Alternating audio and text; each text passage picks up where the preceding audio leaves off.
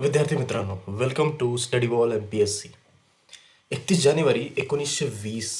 लक्षात ठेवा, आपण जो व्हिडिओ पाहत आहात हा MPSC दृष्टिकोनातून अतिशय महत्त्वाचा मॉडर्न हिस्ट्री म्हणजेच आधुनिक भारत आणि चळवळी यामधील हा महत्त्वाचा पॉईंट आहे. भारतीय सामाजिक क्रांतीचा हा पहिला आवाज आहे. मूकनायक एका पर्वाची सुरुवात कशी झालेली आहे, डॉक्टर बाबासाहेब आंबेडकरांच्या पत्रकारितेचा आणि दलित मुक्तीचा हा उगवता सूर्य काय आहे पाहूया या व्हिडिओमध्ये. इतिहासातील एक तारीख की न्यायाचा जन्मदिवस आपण या तारखेला म्हणतोय, बघूया. 31 जानेवारी 1920 हा दिवस केवळ दिनदर्शिकेतील एक दिवस नाही आहे. लक्षात ठेवा, हा दिवस सामाजिक न्यायाच्या पत्रकारितेचा जन्मदिवस आहे. कारण याच दिवशी डॉक्टर बाबासाहेब आंबेडकरांनी आपल्या पत्रकारितेची सुरुवात केलेली होती आणि ज्यामुळे समाज जागृतीतील एक अत्यंत असे सशक्त माध्यम मिळून भेटलेलं आहे समाजासाठी. तर हे फक्त एक वृत्तपत्र नव्हते, तर एक शोषित दलित मूक समाजाचा एक मुखपत्र होतं. नावातच दडलेला अर्थ जर पाहिला आपण, मूक नायक. मूक म्हणजे ज्यांना वाचा नाही, ज्यांचे शोषण आहे आणि ज्यांना काहीही स्वातंत्र्य नाही आहे. नायक म्हणजे जो नेतृत्व करतो, जो दिशा दाखवतो, असा हा मूक नायक. मूकनायक म्हणजे अशा समाजाचा नेता ज्याला आजवर बोलण्याचा अधिकार नाकारला गेला होता. डॉक्टर आंबेडकरांनी या माध्यमातून अस्पृश्यता आणि अन्यायाविरुद्ध पहिली ललकारी दिली, ती म्हणजे मूकनायक. पत्रकारितेचे जे ब्रीद आहे ते सेवा, शोध आणि संग्राम असे आहे. सेवा म्हणजे सर्व जणांची सेवा करण्यासाठी, शोध म्हणजे सत्याचा शोध घेण्यासाठी, संग्राम म्हणजे न्यायासाठी झगडा देण्यासाठी. ही ब्रीद वाक्य केवळ शब्दांचा खेळ नव्हता, तर बाबासाहेबांच्या आयुष्यातील आणि त्यांच्या चळवळीची ही महत्त्वाची दिशा ठरलेली होती.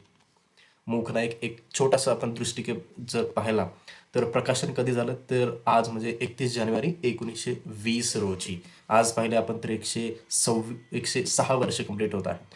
संस्थापक डॉक्टर बाबासाहेब आंबेडकर, भीमराव आंबेडकर. सहकारी जर त्यांचे संपादक पाहिले, एडिटर, तर ते शंकरराव जाधव आणि PR भटकर हे होते. भाषा कोणती होती तर ती मराठी होती. उद्देश काय होता मराठी भाषा ठेवण्याचा, तर दलित व वंचित समाजाच्या वेदनांना वाचा फोडणे, त्यांना एक प्रकारचं माध्यम उपलब्ध करून देणे आणि ब्राह्मणी सत्तेच्या विरोधात जागृती करणे हे महत्वाचं होतं. परिणाम काय झाले तर हे दलित पत्रकारितेचा एकदम पाया ठरले, परंतु आर्थिक अडचणींमुळे काही महिन्यात हे वृत्तपत्र मात्र बंद पडले. एक ठणकीचा वणवा झाला आणि ते वृत्तपत्राचा जर प्रवास पाहिला आपण तर पहा, 1920 साली जे मराठीत आपण पाहिले मूक नाईक हे पाक्षिक आहे खरं तर, हे सुरू झालं.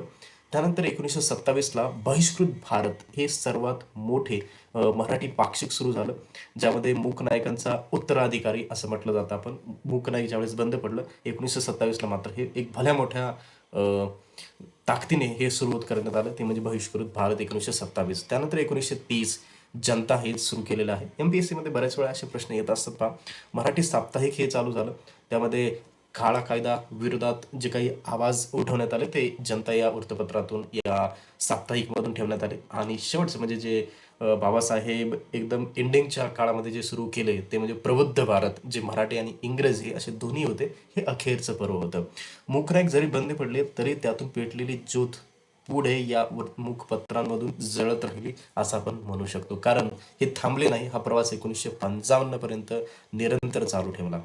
वारसा आणि विस्तार जर पाहिला, बहिष्कृत भारत 1927 याला मूकनायकचा खरा उत्तराधिकारी असं म्हटलं जातं. हे केवळ वृत्तपत्र नव्हतं, तर बहिष्कृत हितकारणी सभा 1924 या संस्थेचे मुखपत्र म्हणून कार्य करत होते.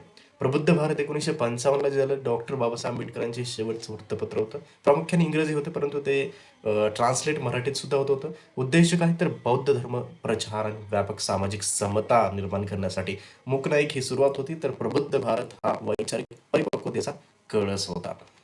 परीक्षेसाठी काय उपयोगी आहे, महत्वाचे काही नोंदी लक्षात ठेवा. तारीख, मूकनायक स्थापना 31 जानेवारी 1920. महत्वाचे व्यक्ती कोण तर डॉक्टर बाबासाहेब आंबेडकर हे संस्थापक, PR भटकर हे संपादकीय अधिकारी. आणि अजून एक आपण व्हिडिओच्या सुरुवातीला सांगितले ते एक नाव लक्षात ठेवा. ब्रीदवाक्य काय होतं त्यांचं तर सेवा, शोध आणि संग्राम. प्रमुख संस्था काय आहेत तर काही वृत्तपत्रे, बहिष्कृत हितकारणी सभेची मुखपत्रे होती. कालक्रम जर पाहिला आपण तर मूकनायक अगोदर 1920ला, बहिष्कृत भारत 1927, त्यानंतर जनता जगी, नंतर प्रबुद्ध भारत, असे यांचा कालक्रम आहे. जनतांचे रूपांतर पाहिले तर पुढे जनता आहे, साप्ताहिकाचे रूपांतर प्रबुद्ध भारत मध्ये झालेलं आहे. एक थोडंसं आपण किरणे पाहूया. मूक नाईक आणि कोणी सुरू केलं तर डॉक्टर बी आर आंबेडकरांनी केलं 1920-31 जानेवारी अशी तारीख लक्षात ठेवा. त्याचबरोबर ब्रीदवाक्य कोणतं, भाषा कोणती, भारत हे कोणाचे मुखपत्र होते, हे काही प्रश्न लक्षात ठेवायचे. अजून एक महत्वाचं म्हणजे की बाबासाहेबांना आपण कलम का बादशाह असं म्हणतो का, कारण काय, तर 1920 साली मूक नाईकद्वारे जो आवाज उठवला गेला तो आजही अन्यायाविरुद्ध लढणाऱ्या प्रत्येकासाठी प्रेरणा स्रोत असतो आणि सामाजिक समता, राजकीय हक्क आणि शैक्षणिक जागृतीचा हा वसा आजही कायम आहे. म्हणून लक्षात ठेवा, पेनची, लेखणीची, कलम की ताकद जर पाहिली तर ती बाबासाहेब आंबेडकरां यांच्याकडनं भेटत असते. तर या व्हिडिओमध्ये आपण जे काही पाहिलेले आहे ते एम-पी-एस दृष्टिकोनातून त्याचबरोबर आपल्या समाजासाठी उपयुक्त अशा काही घडामोडी होत्या. तर